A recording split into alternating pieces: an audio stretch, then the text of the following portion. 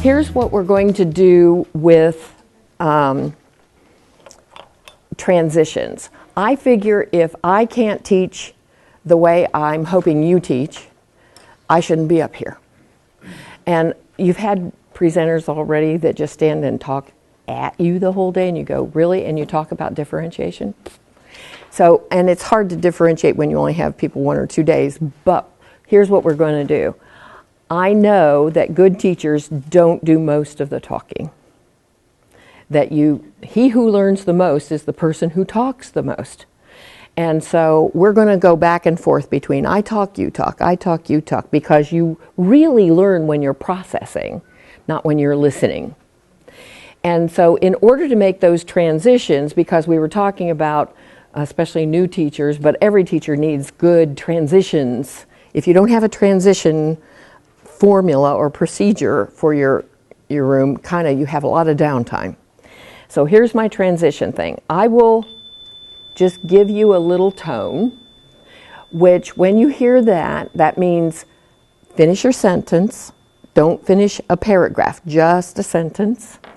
And then if you will see me put my hand up or drop the thing on the floor. And if you will do the same, then people who can't hear that tone can have a visual. And when you have an auditory and a visual signal to make a transition, most people, kids included, will make the transition much easier. And so that means, okay, it's time for you to be quiet and watch and listen, and then we'll go back to large group instruction. And hopefully that won't take too long. Just at your table, before we do this, talk about how do you make transitions in your classrooms, because I know there are lots of ways to do this. This would just be one. I used to flick the lights, and then I found out you can send some kids into seizures by doing that, so I don't do that anymore. And so you probably have all kinds of possibilities there. What do you and your cohorts do to make transitions in your classroom? Ready? You have a minute. Go.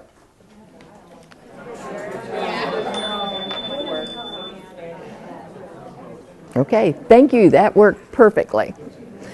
Now, at your table, all through the day, one of the things that we'll need to do is establish roles and responsibilities.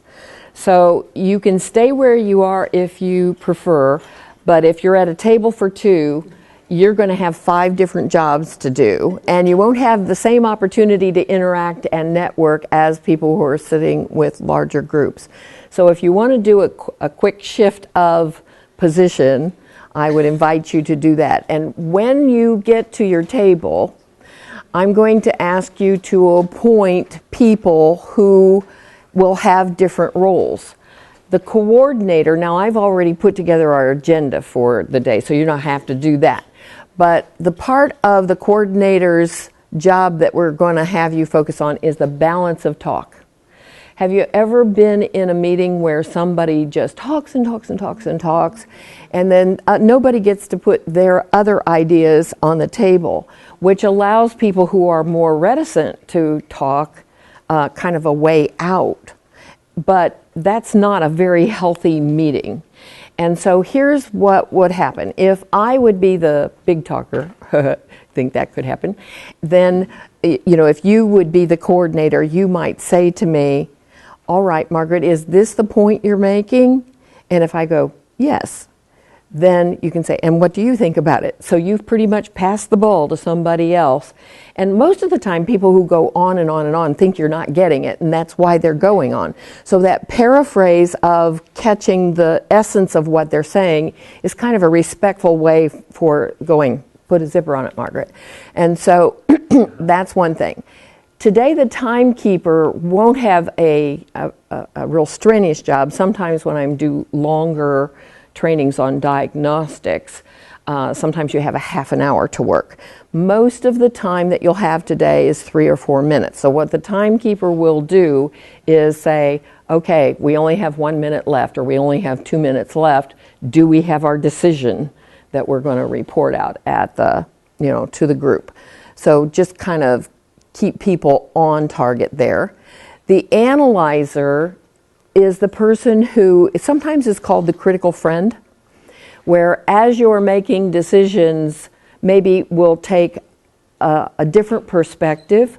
So for instance, if this is the third grade team and you're saying, I think we need to change the schedule, I, as the analyzer, might say something about how will that influence art, music, phys ed, those people? How will the parents feel about that?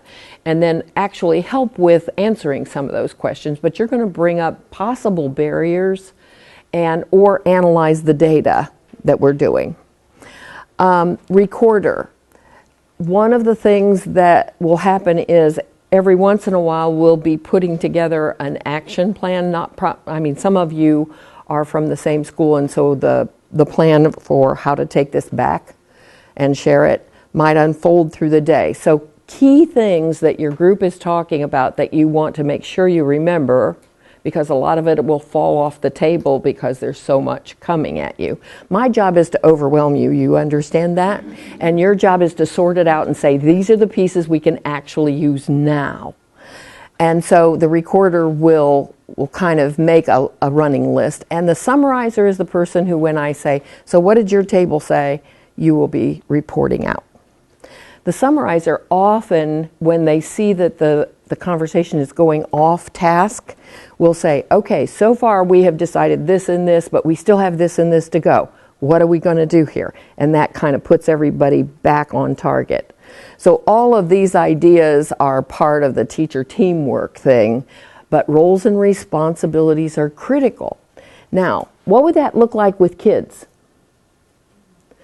It wouldn't necessarily be those particular roles. So if I had 3 kids that I wanted to, let's say, work on a math problem together, I might say, you read the math problem out loud. You set up the math problem, but don't solve it. You solve it, you check. So you understand each kid has a different role. And I would always have little placards in front of them and say, okay, I want to see who's doing what, because then when I come to listen in, I'm going to see who's doing what. And if we had 3 students who were in writing an essay together or doing some kind of a story, I might say, okay, I want you to be in charge of the brainstorming. You're in charge of writing the main idea outline. You're in charge of adding 2 details to every main idea. You write it up. You edit for grammar. You edit for everything else.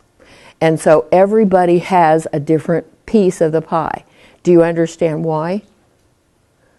Otherwise, if she's the star pupil, guess what those 2 tend to do? You say, go crazy. And then the person who doesn't need to really do that much practice gets all of it. And the other 2 just ride the coattails. That is not a healthy thing to do. So everybody needs a different role. And that's what we're going to do today. So I'm just modeling what a good classroom practice would be. Okay, so first thing you want to do, because I'm going to give you actually 3 minutes to do this, is decide where you're going to sit and if you need to change tables and who's going to do what. Okay, ready? Begin.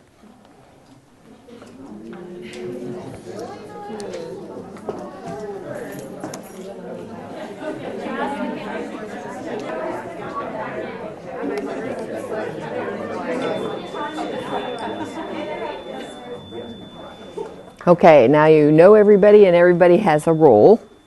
So the first thing I'm going to do is let you predict where we're going in these 2 days. And this is a way to focus kids who don't seem to know what to focus on just kind of innately. And so we'll just demonstrate this one. So I'm going to put up 4 pictures up there. And while you are looking at these pictures, don't talk to anybody at first, and then I'm going to let you brainstorm at your table. Okay?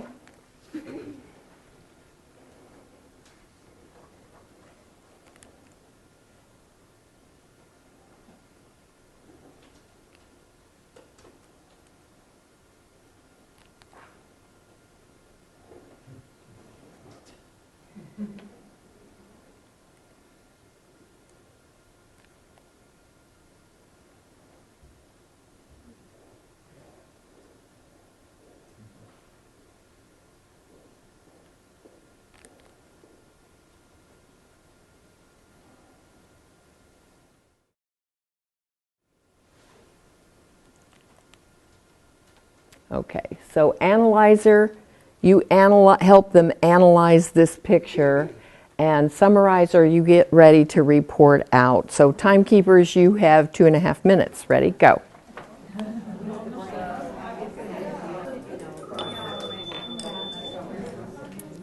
Okay, I've asked a couple of tables to report out on the pictures. So if I go backwards here, there we go. What did you have to say about that brain one? Right. And one of the initial activities we're going to have is when teachers or students pick the dark side, you know, how do you flip them over to the other side as well? So that was perfect. Good. This is an activity I called Weird Pictures. So what I do is I put into Google just topics, concepts that I want the kids to understand. And then there are hundreds of pictures that pop up if you go to Google Images. And then I pick one that it fits, but it's just a little obtuse. And so they really do have to kind of think it through and anticipate. And one of the things about motivation is kids need to know where they're going, and it needs to, whatever you do at first when you're introducing a lesson, needs to trigger curiosity. And kids who play some kind of a game like this can't resist it. I mean, it's just cool stuff. So what I'm going to do is I'm going to write up here, maybe, there we go, Weird Pictures.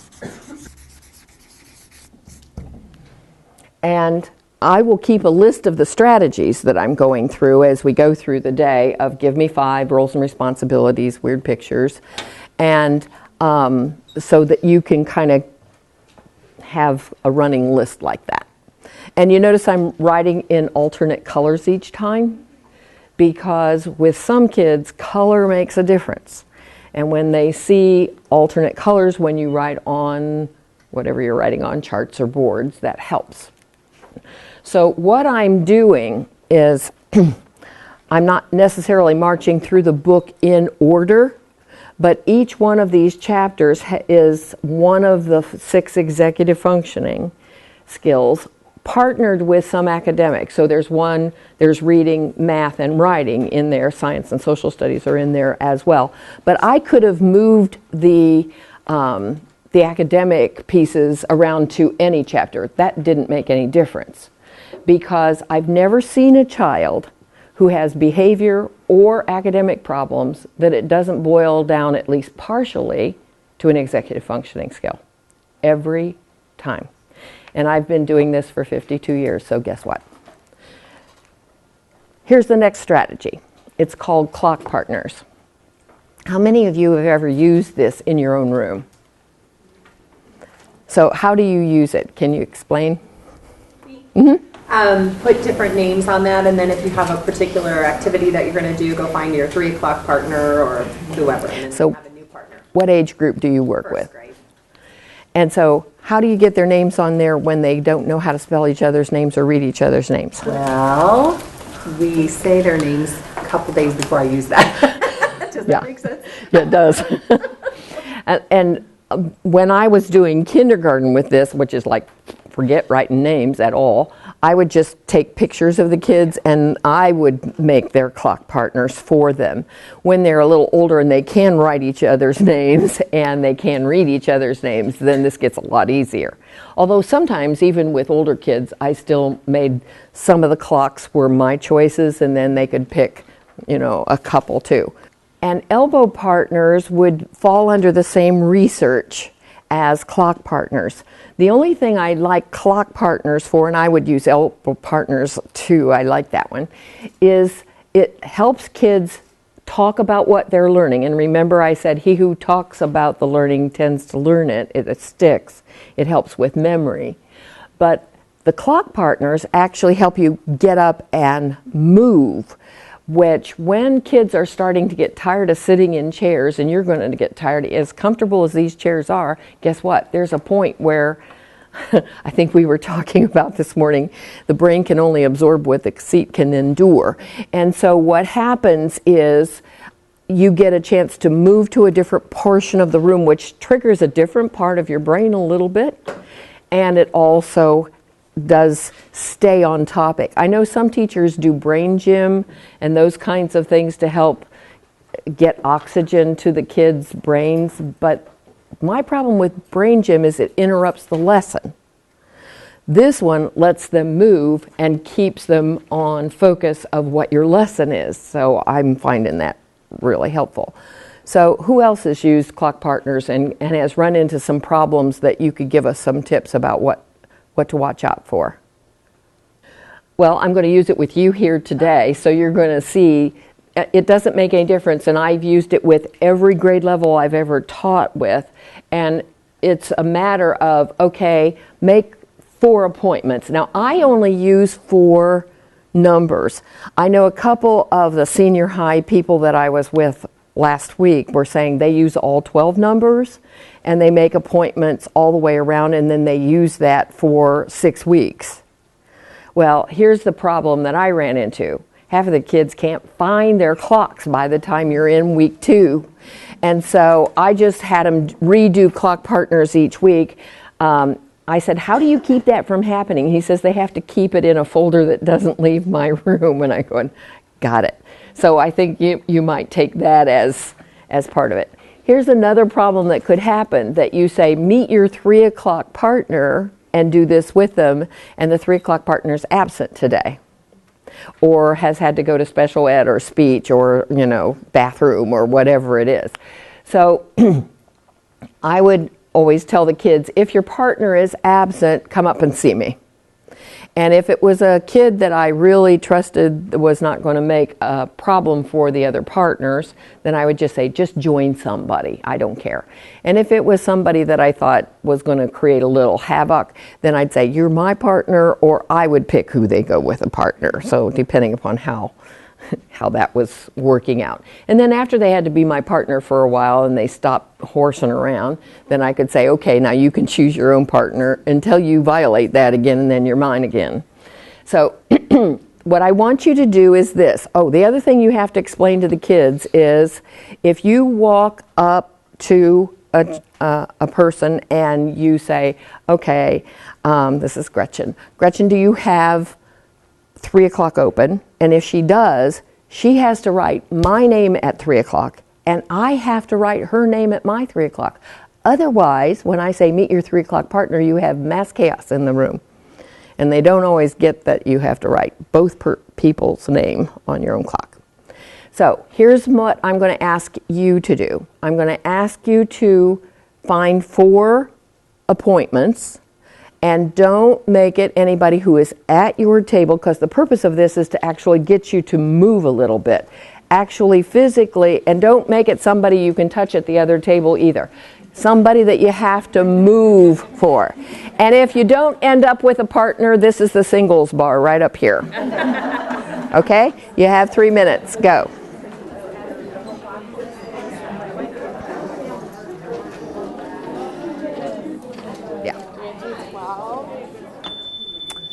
Okay, here we go. So now we have clock partners up there. Here's my promise to you by the end of these 2 days, that you will have a better knowledge of the connections between the brain research and your classroom strategies. Is there anything up there on the poster that is not research-based? I'll tell you right now, no.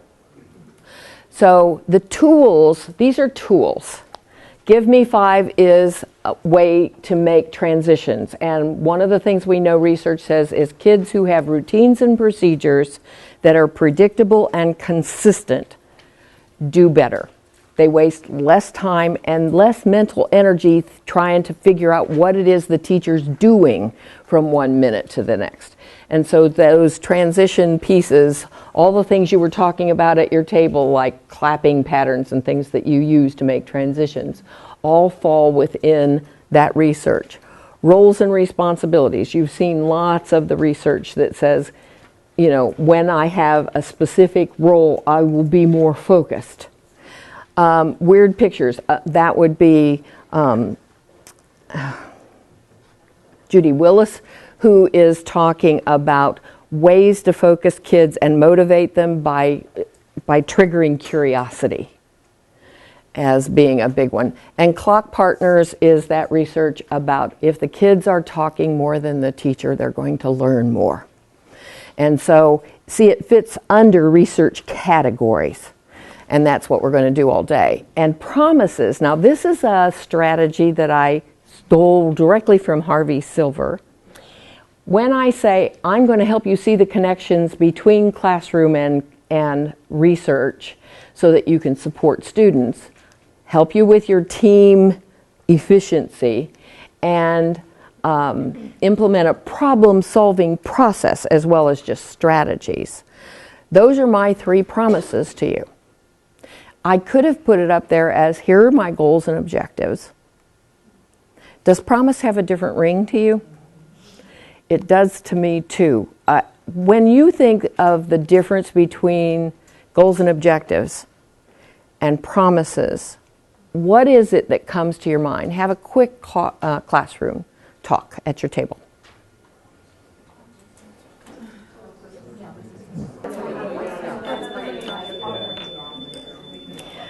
Okay, if you're the analyzer, I want you to kind of report out of what was your table talking about in terms of promises. And we might not go to every table, but I want to go to the table over here because I heard you say something about IEPs.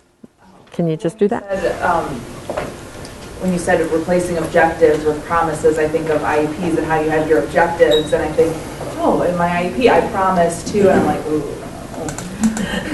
Why not? Break your promise and the student doesn't achieve something. I don't know. Do you hear that?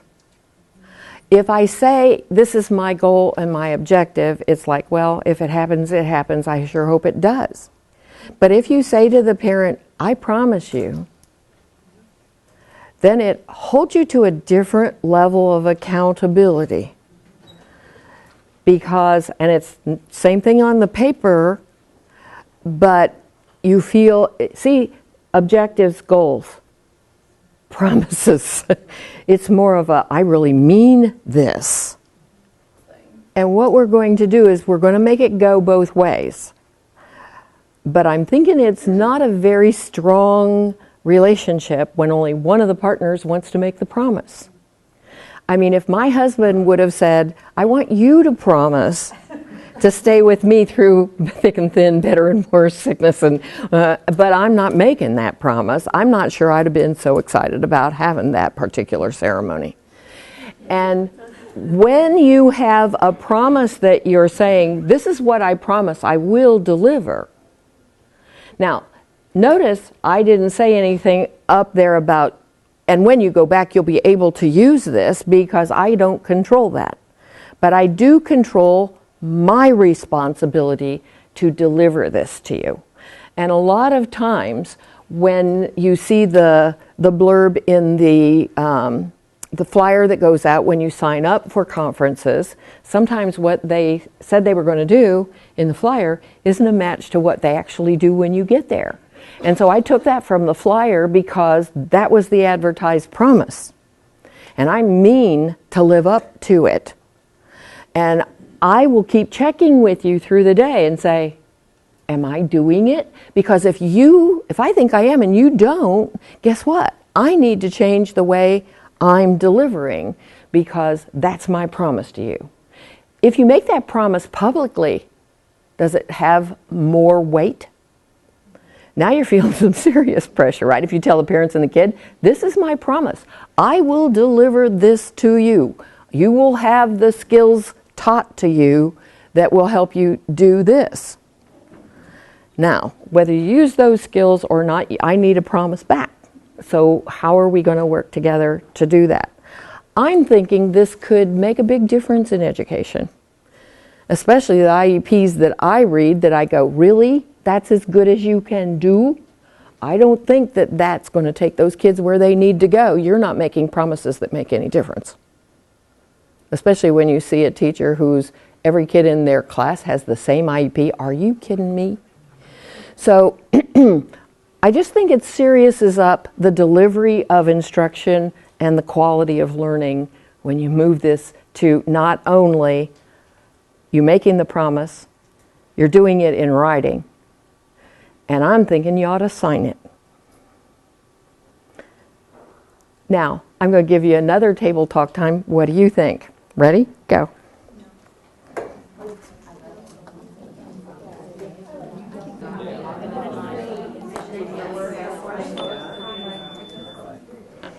Okay.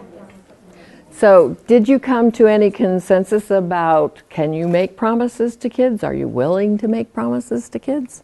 What kind of thoughts made it a little more palatable to you as an adult? And I think that's the key point of, is this in your circle of influence? And if it is not, then obviously you cannot promise that and have any credibility at all. But the kinds of things that slowly build trust over time, and is that not what a master teacher does? Where there is no trust between you and the student, you do not have maximum learning and you have a lot of poor behavior. And so I'm just going to beg you to consider making promises, daily promises to the kids. Like today, here are the things I'm going to help you with. And then what's your promise back? And the promises you're expecting from the kids back need to also be reasonable, because they're going to mess up. That's why they're kids. And so it's not like sometimes you don't slip off the rails. And so they begin to understand that, yes, I am doing the best I can. And if we have an assembly right in the middle of this lesson, guess what? I am not going to get this finished today, but I will move my promise to tomorrow. So we might have to delay. You might not be able to keep me to this time frame. So there is some wiggle room in there. But ultimately, my intent is solid. And that's the best you can expect from the kids. I am never going to shout out in your class again. That is not going to happen. And so you have to say, okay, now we have this promise. You just violated it. Can you, all right, let's start again. Here we go. That's called a growth mindset. You know Carol Dweck's work? Familiar with that at all? Her name is D-W-E-C-K, and we will talk about her either late today or tomorrow, depending upon how things work out. And she is a researcher from Harvard who has published lots of work about the difference between a child with a fixed mindset and a growth mindset, and how extremely different in success rate those two kids are. And that it is the adults in their lives who can pretty much help them change one way or the other. So adults who say, oh, you are so smart, are doing the wrong thing. Because if I think the only reason I'm successful is because I'm smart, then when I make a mistake, what does that mean? I must not be as smart as I thought I was. So if this is hard, I need to shut down and stop doing it because everybody's going to know I'm not smart. And so she is saying that when we keep saying, oh, you are great at this, you are so talented, you are so smart, that we are really setting those kids up for a big fall. That when you praise their effort and the praise that they learn from their mistakes, that those are the kids who are then willing to take chances and to push themselves forward. And so just kind of keep that in mind as we go through the day of how many times are you contributing, or the parents that you're working with contributing to a growth or a fixed mindset. So here's a piece that I just fell in love with. When I'm in airports a whole bunch, and when I go through an airport, I usually head for the bookstore if I have time and I'm not running late. And I pick up a small book, and I never want anything big. I want something about this size that I can read on the plane and finish before I land. And so I picked up the book called The Wisdom of Oz. And it's a book written with a kind of a business bent in mind. But a lot of those business books, I mean, we are in business. We are like super salespeople. You are selling the kids that they really need these skills and this information that we're delivering. And if the kids don't buy, then that's causing a problem for us. And so what Connors and Smith are saying is the most successful people in the world are the people who learn to stay above the line. That they look at problems and they see the problems for what they are instead of just symptoms. They own the problem. They say, I can do something about that, and they are proactive.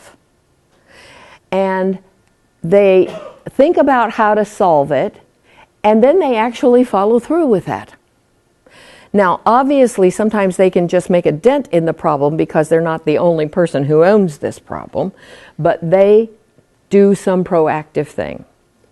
The opposite of being proactive, above the line, where you feel powerful, is below the line, which are these 6 big traits which make you feel helpless and hopeless. Oh, well, just wait and see. This too shall pass. You hear this in the teacher's lounge occasionally, right? Were you ever a state that was going to do PARC or Smarter Balance?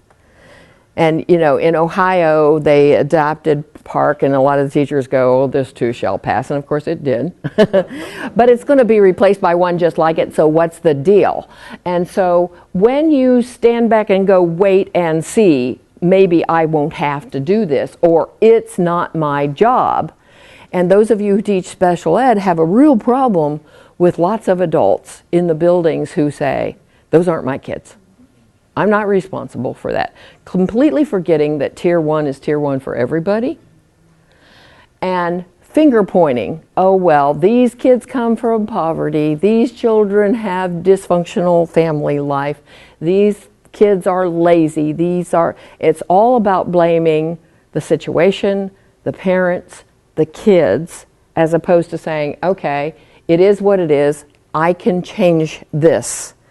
Maybe I can't turn it totally around, but I can turn a big piece of it around. Tell me what to do. And these are the teachers that you're working with. Somebody said this to me this morning of, I've tried everything and this kid's still not learning.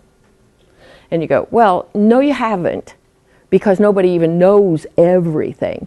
You have tried everything you know to do. Give you that. So what we need to do is find other people who know different things than you do, and will try different things. Because otherwise you have to give up on this kid, yeah? Ignore and deny. I was in a charter school, and 90% of the children in this school are special ed, most of them ED. Is ED the term you use here? Emotional. And so here's the 16-year-old 7th grader, whose idea was that, and he's walking around while the teacher's teaching, and he's pinching and popping and elbowing and kicking chairs, and she's acting like it's not happening. Is that okay? No, that is not a safe environment for learning. It is not. So, you know, it might look something like that. Cover my tail is, you know, okay, I will just do all this paperwork. I will write this IEP, but everybody's going to have the same one. And you go, you are not being sincere about helping those kids when you do that. But you're doing all the paperwork and you're doing it all right, so it looks on the surface like you are really caring. We are genetically programmed to be below the line, not above. So the fact that you have gone below the line isn't a problem. That's where we go, because you're going, ooh, that sounds scary. But if you stay below the line, that's the problem, because then you're going to helpless and hopeless kind of place, and you're never going to be as powerful as you are capable of being, because it's a way of thinking. So both faculty and students need to stay above the line in order to be really successful. So analyzers, would you lead this conversation at your table? When your team, whoever that is, and it might not be the same team every time, talks about kids who are struggling, whether they're general ed or special ed, doesn't make any difference. Do you typically hear the conversation go below the line? All that blame, tell me what to do, that chart that you have on, what page is that? Is that numbered? Yeah. On page 3, we'll give you the below the line talk. Do you hear below the line or do you hear above the line? And the question would be, if it's below the line, which obviously we all do all the time, how does your team create the environment to bring it above the line? So give an example of, I hear this and it should be up here, and here's how I can get the person from here to here. Okay? So this isn't going to be a long conversation. This is going to be a 3-minute conversation at first, and then you're going to have the conversation again because I'm going to give you some examples. Okay, ready? Begin. Yes. And if you think about all people, not just adults, but all people need the 3 R's: to be right, to be respected, and to be understood. And if they don't feel right, respected, and understood first, they're not going to listen to your question about how could you do that better. And so that's just a good way to do that. So, he has no support at home, which is kind of what this table was alluding to, of the parents are so needy, or he's just lazy and unmotivated.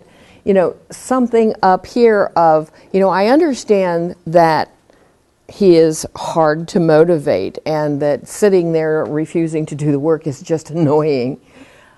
So what do you think's blocking her learning? Understood? Now it's in your court.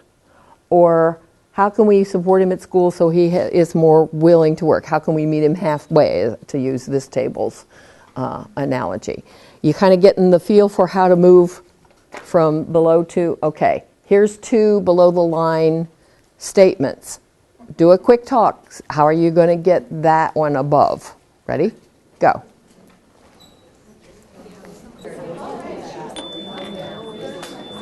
Okay, so I've tried everything. How are you going to get me above the line?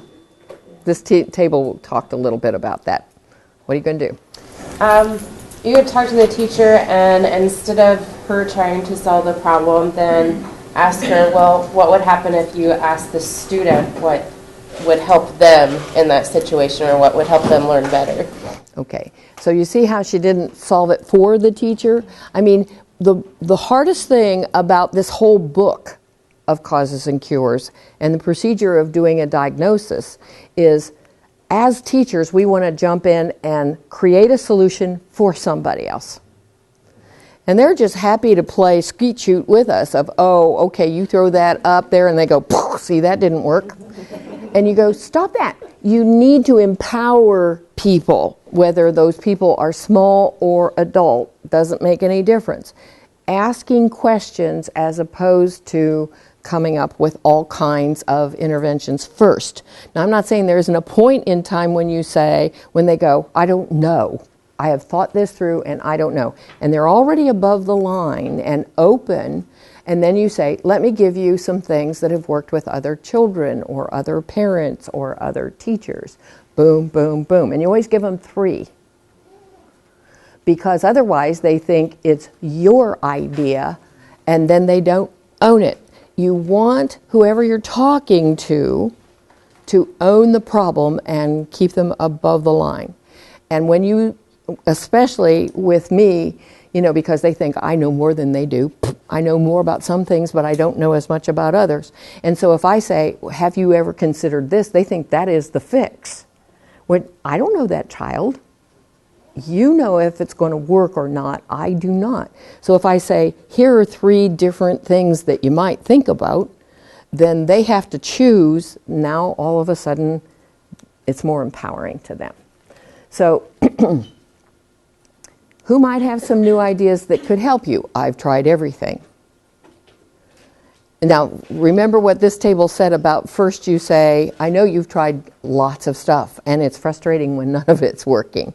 So who else could we go to for some thoughts? Or have you helped other students who have had how have you helped other students who have had a similar problem? Maybe the problem wasn't as severe as this particular kid, but there have been some things that you have tried. Can you think of a few things? The table over there was talking about teachers not being comfortable until the kids are in a box. You know, I want a label for this child. What they have to understand is the label is not an intervention. A label is a label. It doesn't change anything except it's given the parents a great big club to just beat you over the head with if things don't go well. And so you go, I don't know why you're so hot to get these things in place, because it's just what we should be doing anyway. How much of it can we be doing while they're deciding if this child truly does need to have a federal contract with us to make sure we're doing the right thing? So sometimes I say to teachers, well, while they're deciding if this child qualifies for something or not, what are we going to do? We can't just do nothing. So let's move that conversation here. Okay, what I want you to do is take those two statements, and your recorder needs to come up and get a piece of paper, and you need to take your markers and go to a place on the table or on the wall and work through those two statements and put, if the below the line statement is this, what would you say to bring them above the line? So do kind of a split your paper in half. They say this, I say this. And then add one statement to the bottom. Okay, ready? Timekeepers, you have 9 minutes.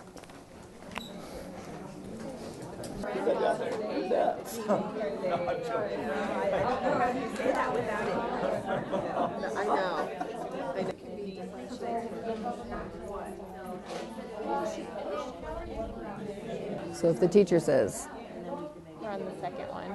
Yeah, Teach the high group. oh, so how did you solve the first one? and if it's to improve your school performance or whatever, you know, I don't know what.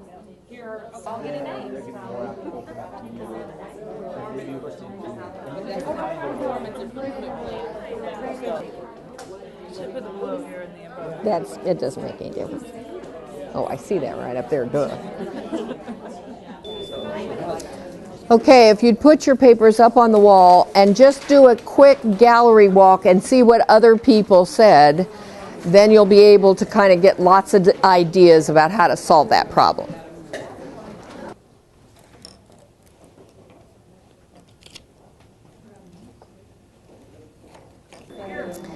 Okay, that particular activity of using chart paper to do your own work and then do the gallery walk so kids can see that there are lots of different ways to solve problems. What you want to make sure of, though, is that if there are some kids who you think might be struggling with this, that you visit tables and just listen in or watch over their shoulders so that they don't embarrass themselves. Because when you're publicly posting this, obviously you don't want somebody who's way off center to put something up there and then they'll feel bad about that. So, you know, what type of data would be helpful to you? That statement up there about, okay, I'm just filling out the forms with this data stuff, tells me that the teacher, what teacher would say that? A teacher who doesn't understand why you would use data and how helpful it would be. They're either collecting the wrong data that they can't really use, or they don't see the application of it. So something you say to them has to help them move from, maybe it's the kind of data you're collecting that is the problem, or what we talked about at the back table back there is, how are you going to know whether your intervention worked or not? If the story that we were talking about was when I had kindergartners, I would say, who do you think can jump farther, boys or girls? And the boys thought boys and the girls thought girls. And at that age, they're pretty even. And so I'd say, okay, let's prove it. And they would just start jumping like beans all over the classroom, not understanding that if you don't have a starting point that's consistent, you can't measure the distance, and if you don't measure the distance, you don't know if it's that farther or not. And so once they would figure that out, then all of a sudden measurement made sense to them. Why would you do it? You know, we have adult teachers who still have measurement, or at least this kind of measurement, that's not making sense to them. And so if you don't know why they're saying that, you're not going to fix it, you're not going to take them above the line. Are you collecting the right data? How are you going to know how much growth you're actually causing as a result of that? And of course, none of my kids need a differentiated classroom is a little harder one, because you're talking about a belief system here about all kids can get the same thing at the same time and do well just because they are gifted. Now, there are some teachers that think that regardless, you know, it's my job to teach, which is talk, and your job to learn. And if you don't do your job, then it doesn't work out well. And so you have to get them to shift that thinking. So what changes could you make so that your student achievement and motivation could go up a notch?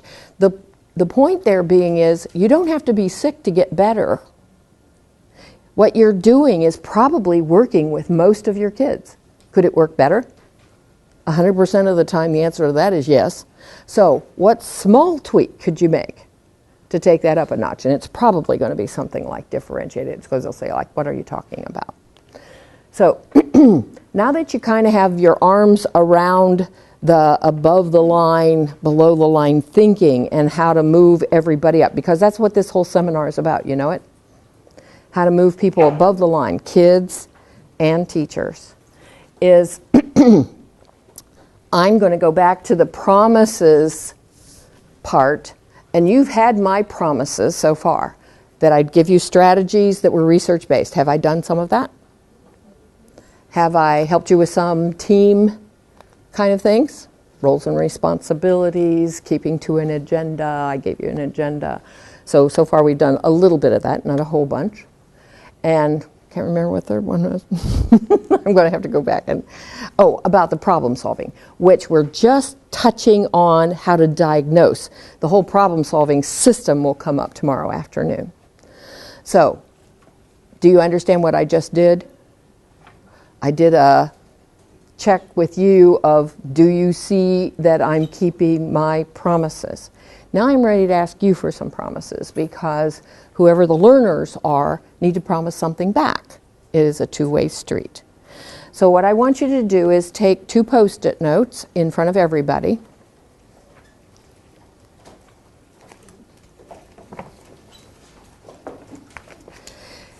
And without conversation at first, I want you to do this. Now, do you understand what I am doing here?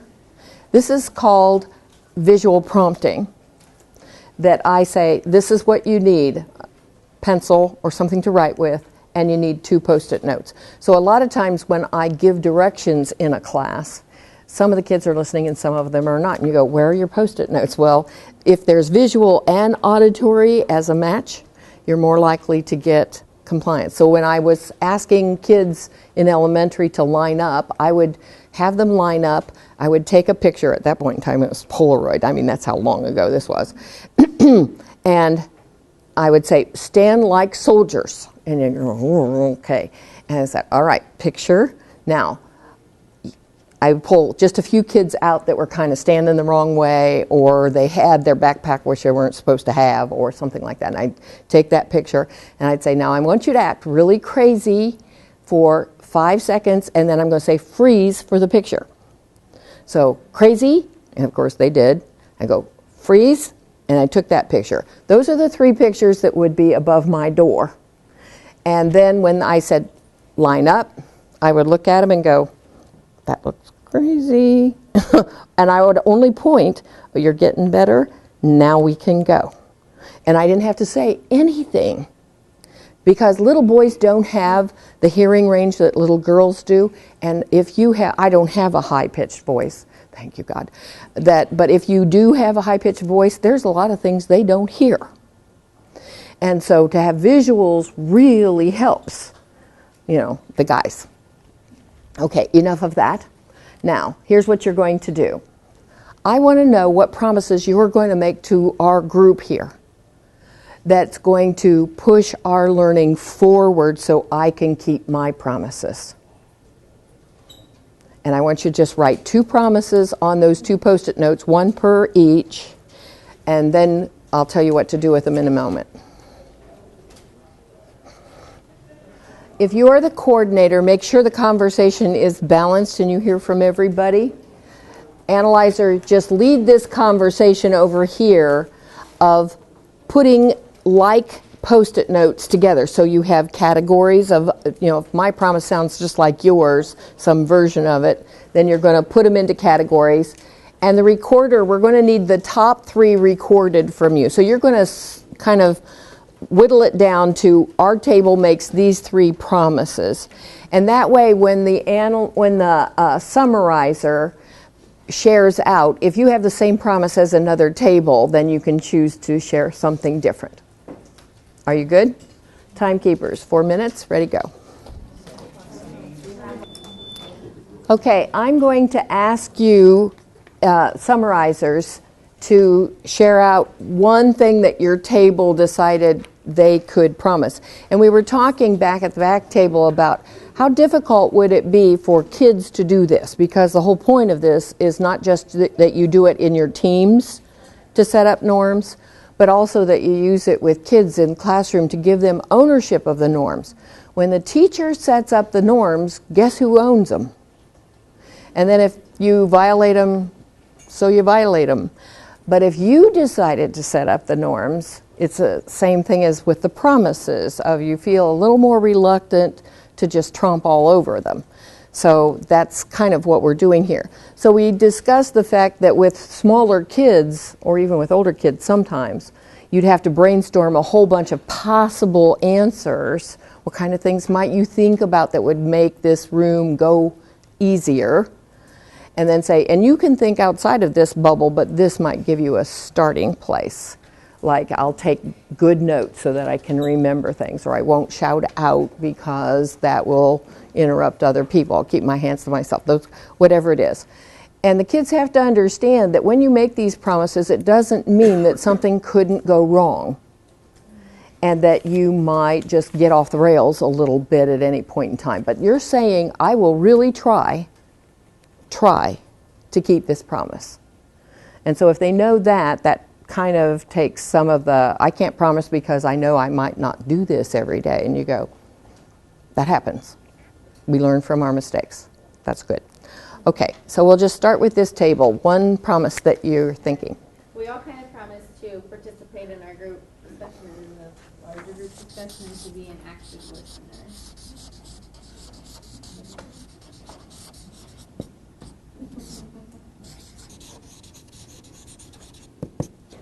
Now, did I get every table? I think I did. Okay. So here's what I would always do with my class. We would write these as starting norms for our class. And I'd say, during the week, if we think of some other things that really need to be up here because things aren't going well and you can't learn in here as well as you think you might, then we'll add some things. But what I want you to do is I want you, before the end of the week, to sign this. And then I would, and if you can't sign it for some reason, I want you to talk to me about why you think you can't. And then we'll address whatever problems you're having with these promises. Because I don't want you to promise something that you're not even going to try to do. But try is the operative word here. So I'm going to ask Molly to put this back on the door so that you can sign it before the end of the day. Now, what effect do you think that's going to have on the environment in your classroom? table talk time. You have 2 minutes. Go.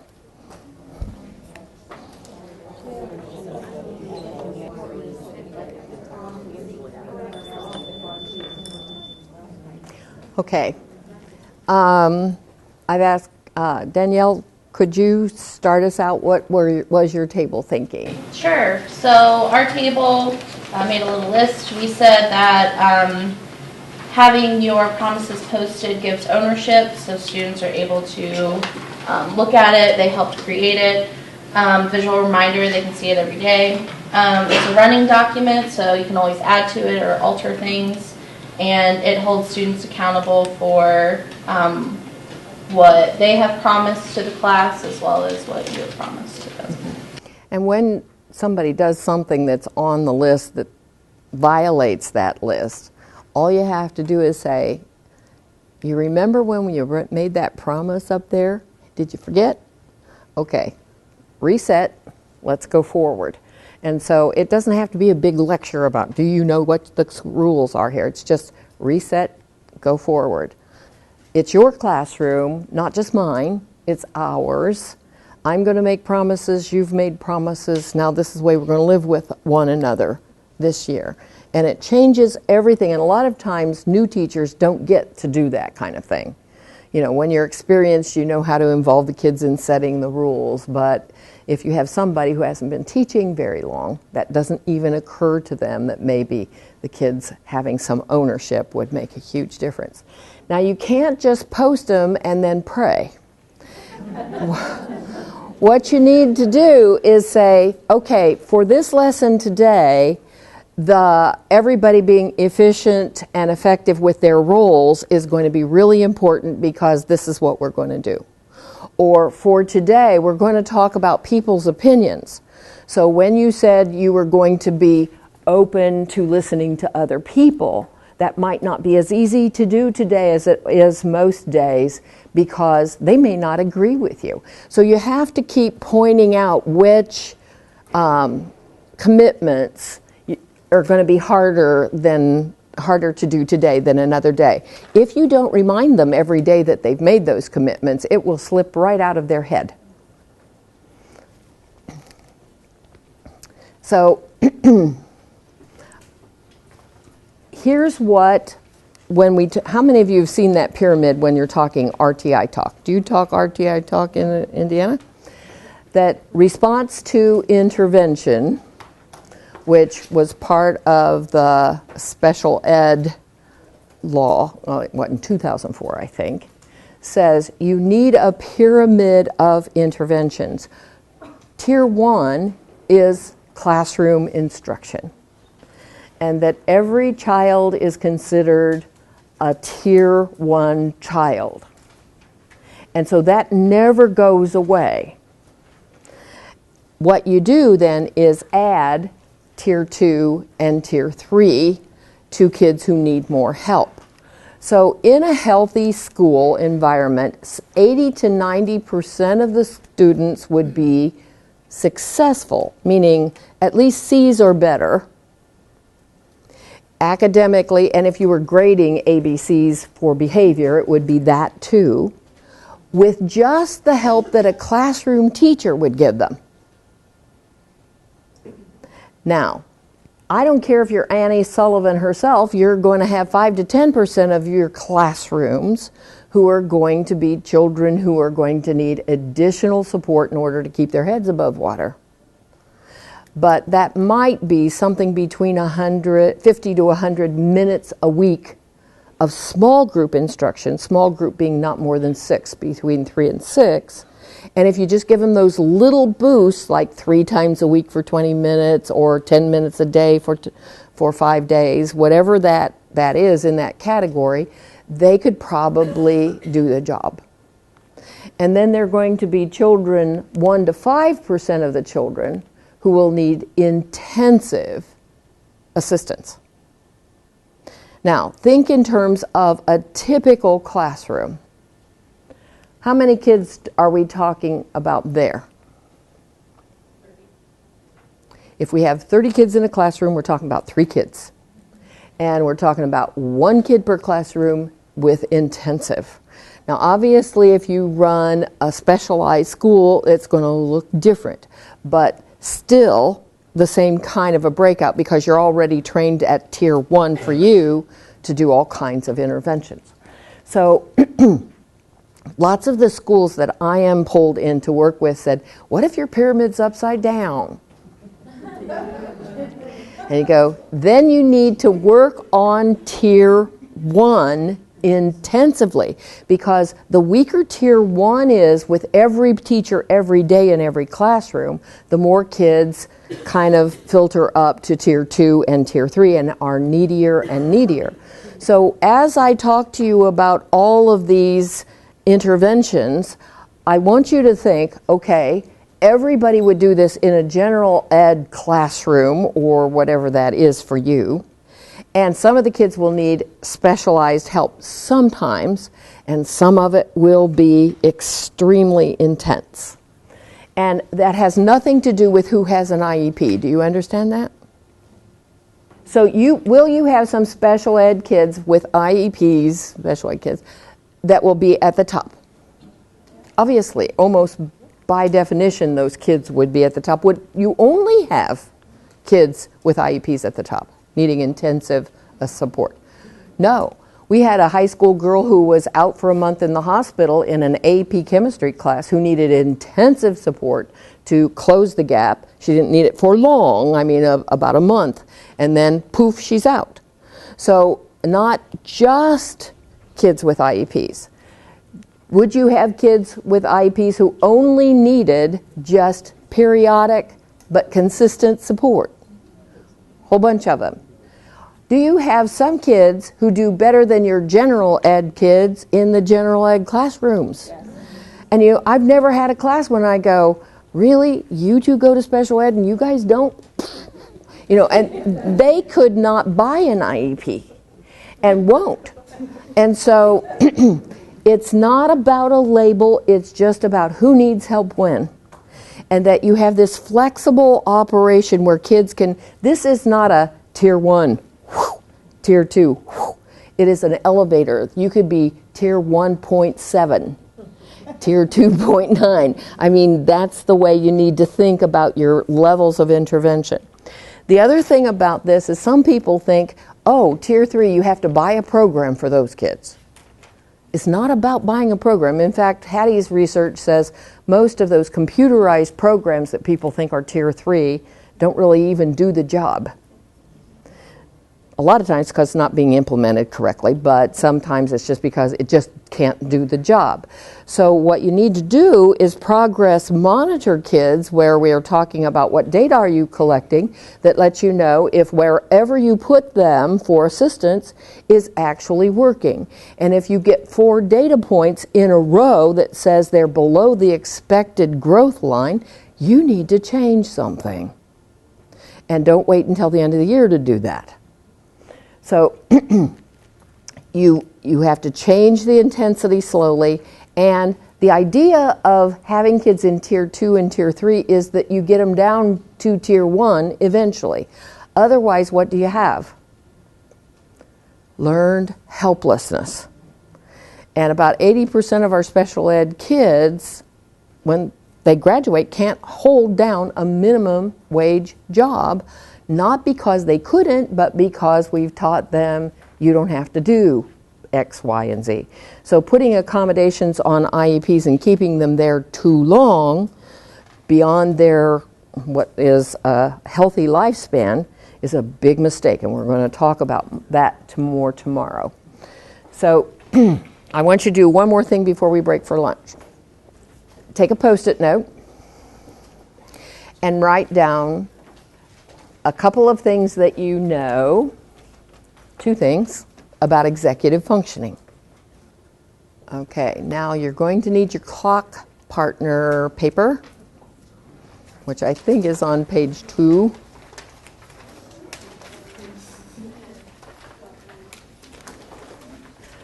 And you're going to meet with your 3 o'clock partner, and you're going to share what you wrote on that Post-it note and see what information you can gather. Ready? Go.